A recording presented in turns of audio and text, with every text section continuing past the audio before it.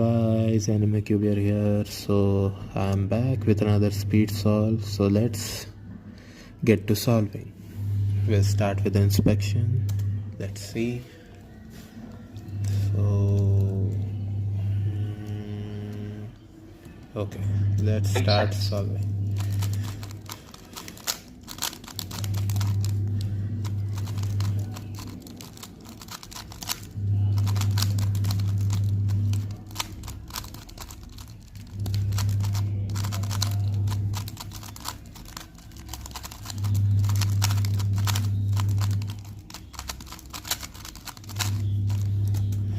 As you can see guys, I have solved the 3x3 in under 23.61 seconds. So thank you for watching. Please come back tomorrow, like and subscribe.